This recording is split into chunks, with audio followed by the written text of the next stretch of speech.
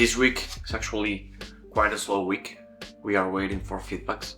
So as I've been a little bit stressed, I'm taking this week a little bit slower and I'm just taking some time to edit some content, think about next projects, also take some time off to play some video games if I find the right time to do so.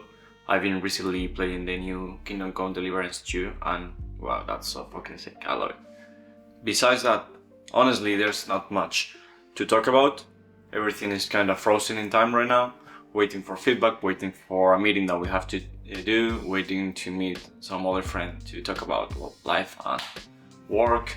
Then we have another meeting pending with an eval, which we haven't had it yet. So usually when I have more free time, I usually just sit down and think about things. And I use my phone to note all those different thoughts that I have, ideas, and usually I kept this for myself, but maybe now it's a nice moment to share them with the world. I was, as always, just browsing, I don't know, Instagram, Twitter or whatever, and I saw the work of a person, which obviously I'm not going to say the name. I'm not following him, but I've seen his work through a long time, like for years. And I realized that some people really got stuck and it's really hard for them to evolve their style or improve. Please don't get this in a cocky way, by no means. I say this because maybe you're a little bit stuck and you feel that your work is not evolving at the pace you'd like it to do. So maybe these words can be useful for you. Through all my career, I always had an ambition to grow, to make better work, to do more stuff and do them better and bigger. This obviously sometimes led to dark times in which I felt that my work was really bad. I had to cope with a lot of anxiety and a lot of self-doubt and well, a lot of issues. It wasn't bright, but once I overcome those moments, everything became clearer, and at the end of that dark era, I was basically a better designer. And no, I'm not talking about the usual imposter syndrome. That's a different story. What I'm saying is that at some point I felt that I was stuck, so I decided to overcome that. And how did I do that?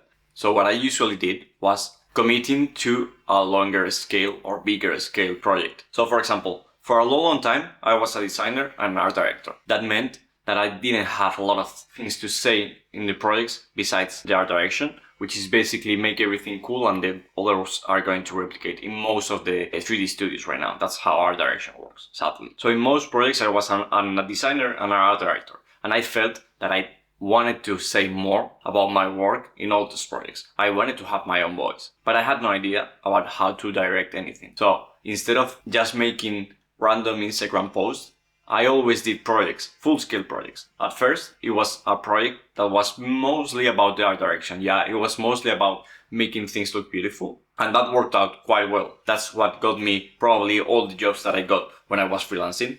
And that was super good. But at some point, that wasn't enough. So, how do you evolve those silly projects that you do with 6 to 8 different still images to something that looks a little bit better? This applies also to logos, to website design, to everything. You have to think a little bit bigger if you want to actually grow as a designer. So when I felt that I was stuck, what I did was starting a big project. And I started to do some animation. And not animation in a way that I was going to make some small animations that are going to be posted on Instagram randomly. No. I decided that I wanted to create small short films or videos telling a little story about something. I remember when I did the first two, which are 75 degrees and the Remembrance of the Sun. For 75 degrees, it took me so long to complete that project, and it wasn't easy at all. But you know how I overcome most of my problems. One, by obviously working on it, and two, by asking people. It's important that you have people you can ask some questions. Making connections in this industry is absolutely mandatory, and not in this industry, in all the industries. So networking is key. So you always have someone you can rely on and ask some questions when you're a little bit stuck. So maybe you think that sometimes asking questions is a little bit awkward or boring, but if you are actually taking care of how you ask questions, no one is going to bother about that. And I ask these questions because obviously I didn't know it all. I've never directed something. I've never sat down and thought about a story that I can tell in, 8 different scenes and how to make it blended between each other. So everything made sense. So I asked some of my friends, I asked an animator that I didn't have much relation with, but I know that I like his work and he liked mine. So I decided just to ask him. And he was super kind about it. He really helped me with the edit. He even made a rough cut about things that I could improve, and I added that to the story and to the video, and it really helped. So yeah, that project was like the mix of my ideas with the ideas I got from other people. But it's important to ask someone who actually knows what they are doing. You obviously can't know it all if you don't do things. I remember I was asking another friend when I finished this project, and I was complaining like, hey man, this took so long to do. And he told me like, hey, you've never done this before. What the fuck do you expect? And then I was super confident. I went and did the second project, which was the Remembrance of the Sun, which you've probably seen, which is actually the first piece that we released as Blanco Void officially, I guess. That piece was released last year, but it was actually done 2 years before that time. So I was confident because I did it once, but I actually failed even harder when I did the second piece. And this time I actually didn't ask that much because I felt that I already got the knowledge that I needed, but I was actually wrong because I actually needed the help, but I didn't ask for help that much. I also got stuck in this loop when projects get too long and you don't have the ability to tell when something is working and something is not working. So keep in mind this thing, when I released this project, it was actually 2 years old and people absolutely loved it. So imagine if I actually released it 2 years before that time. What do I want to say with this? You have to know when it's enough. So let's make a quick recap of what you want to do if you want to grow your ambitions and become a better designer at everything. So first of all, you need to find bigger challenges. No one wants to see a single image that doesn't tell any story. Set yourself to do something bigger. You'll learn a lot of technical skills, but also most importantly, you'll know how to manage yourself, and this will eventually become how you manage someone else. If you can actually give yourself honest feedback, how are you going to give that feedback to everyone else? Sit down for days or weeks or months if it's necessary. You have to have a clear picture of what you want to become. Who are your references? Not just designers, studios. What do you want to become in 5 years? Do you want to still be a designer, or do you want to be an art director or a director? What's required to get into that point? You need to be critical with yourself, but very, very critical. It's important to know that you don't have to bully yourself into becoming a better designer, but you need to know when things suck. One of the biggest issues that I see with a lot of designers that are stuck in time and are not advancing is because they always felt their work was amazing, when honestly maybe it was 5 years ago, but it isn't now. And I don't say this in a rude way, by no means. I said this because it's important to know when you are stuck. And if you can't understand that you are stuck, you'll be there forever.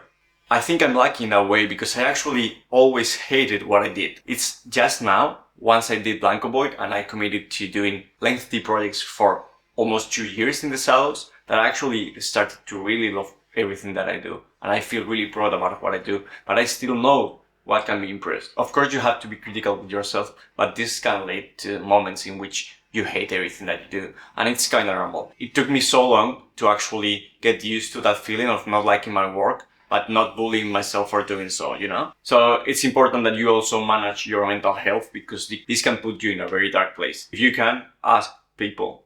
Ask a lot of people. Ask all your friends. If you can, absolutely get someone that you can call a mentor, because this can change everything that you do.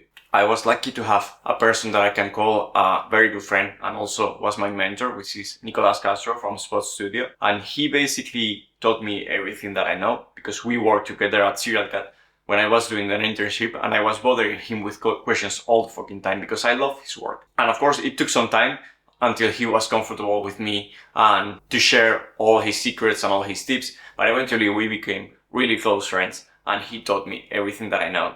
And up until this time, when he has a studio, I have a smaller studio, I still ask him questions when I'm stuck. And having that person that you can rely on, it's fucking amazing. But to do this, you have to create meaningful relations. You can just go and DM a person on Instagram, expect them to list all his progress through all his life, and then just reply, thank you, bye-bye. Because that's something that a lot of people do, and that's not cool. You have to be respectful with the people that you're asking questions to. And obviously, you're not going to get this mentor in the first DM that you send him. You have to create meaningful connections with everyone. And fourth and last, you have to have a clear picture of what do you want to become in the future? If you are just seeing yourself as you are right now, you will never evolve. You need ambition, you need to work hard, and you need to have a really, really clear picture of the path ahead of you.